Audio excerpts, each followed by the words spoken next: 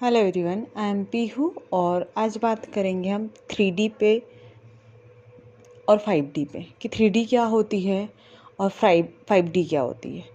3D में क्या चलता है, 3D से हमें 5D में जंप कैसे करना है।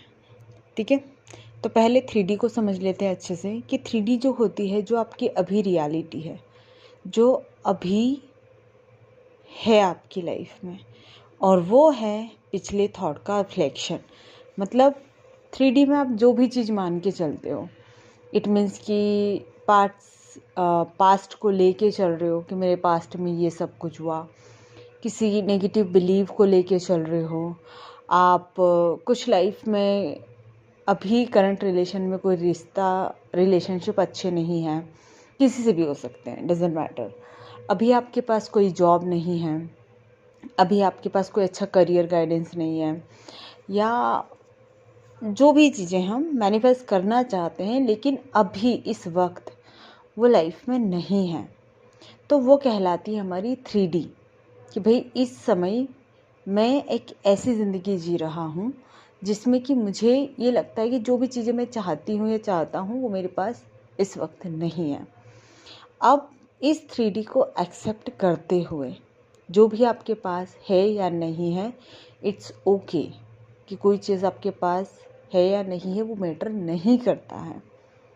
एज इट इज़ उस रियलिटी को आपको एक्सेप्ट करना है और आपको आगे बढ़ना है 5D की ओर। मतलब आपको कुछ क्रिएट करना है आपकी लाइफ में, कुछ क्रिएशन लेके आना है। अब वो क्रिएशन कैसे होगा? आप मैसिव एक्शन के द्वारा आप अपनी 5D में चले जाओगे। आपको 5D में जाना है। और 5D में कैसे जाते हैं? 3D में तो लाइफ हमें ऐसी ही दिखेगी जैसी अभी चल रही है। हो सकता है बहुत सारे लोग आपको नेगेटिव कमेंट करते हो सकता है कि आपके ही माइंड से नेगेटिव थॉट आ रहे हो सकता है कि आपकी जो डिज़ायर जॉब है अभी करंट में आपके पास नहीं है, हो सकता है कि आपकी रिलेशन इतने अच्छा नहीं है।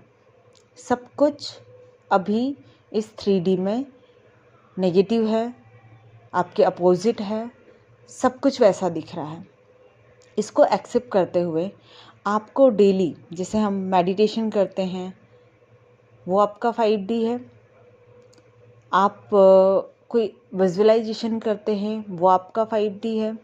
आप कोई अफर्मेशन करते हैं, वो आपका 5D है। मतलब कि आप इस प्रेजेंट टाइम में बैठे बैठे उस टाइम में एग्जिस्ट कर जाते हो, आप वहाँ पहुँच जाते हो अपने इनर सेल्फ के थ्रू, अपनी इमेजिनेशन के थ्रू, अपने थॉट्स और फीलिंग के थ्रू, अपनी राइटिंग वर्क के थ्रू। आपने जो भी लिखा है, जैसे हम स्टोरी क्रिएट करते हैं, तो स्टोरी में हम क्या लिखते हैं कि मैंने इस चीज़ को प्राप्त कर लिया है, मैं इस चीज़ को पाकर बहुत खुश हूँ, मैं इसे एक्सपीरियंस करती हूँ, मैं खुशी से अपने इस एक्सपीरियंस को लेती हूँ, मैं जीवन में बहुत खुश हूँ क्योंकि मुझे चीज़ मिल चुकी है, मैं इसे एक्सपीरियंस कर रही हूँ।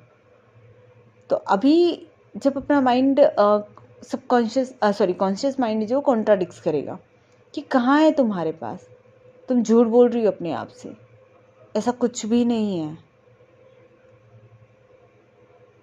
तो आपको ये चीज़ अपने सबकॉन्शियस माइंड तक पहुंचाने के लिए, अपने कॉन्शियस माइंड को ये चीज़ बताना कि हाँ, 3D में कुछ भी नहीं है, मैं जानती हूँ, लेकिन ये सब कुछ मेरा क्रिएशन है, ये सब कुछ मैं तैयार कर चुकी हूँ। अभी इसी वक्त मैं हर एक इमोशन को जी चुकी हूँ, मैं उस रियलिटी को अपने अंदर मैसिवली जी चुकी हूँ। जब मैं इसे अपने अंदर क्रिएट करती हूँ, मैं अपने अंदर बनाती हूँ, तो जब वापस से ये 3D एक प्रेजेंट टाइम में मेरे पास आएगी, कुछ टाइम के बाद, हो सकता है 1 घंटे बाद, 1 दिन बाद, 2 दिन बाद, या 1 सप्ताह बाद, या 1 महीने बाद, जब भी वो समय होगा मेरी मैनिफेस्टेशन का, वो सारी चीज़ों को मैं एक्सपीरियंस करूँगी। तो आपका जो कॉन्शियस माइंड है उसे समझ में आता है कि अच्छा, क्रिएशन ऐसे होता है। कि हम पहले चीज़ों को 3D में क्रिएट करते हैं, 3D टाइम में रहकर क्रिएट करते हैं, और उसी टाइम जोन में हम अपनी 5D में पहुंच जाते हैं। मतलब हम 2 कदम आगे चले जाते हैं। लेकिन अगर हम प्रेजेंट मोमेंट को सोच कर चलें कि जो लाइफ रेगुलरली चल रही है हमारी, तो हम 2 कदम हमेशा पीछे रहते हैं।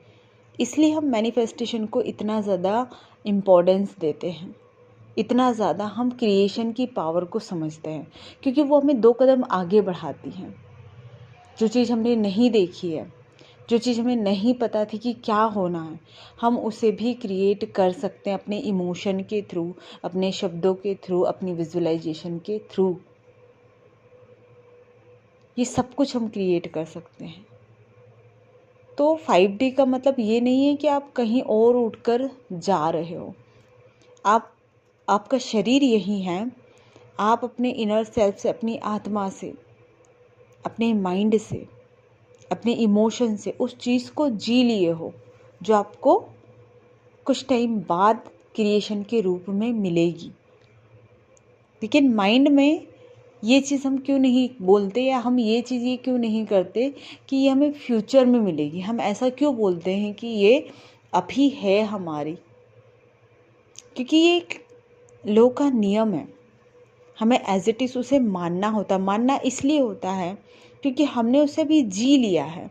अगर हाँ, हम चीज़ उसको 5D में जीते नहीं, हम उस चीज़ को एक्सपीरियंस नहीं करते अपने इमोशन के थ्रू, तो हम ये कह सकते थे कि फ्यूचर में ये चीज़ मुझे मिल सकती है, क्योंकि वहाँ पर आप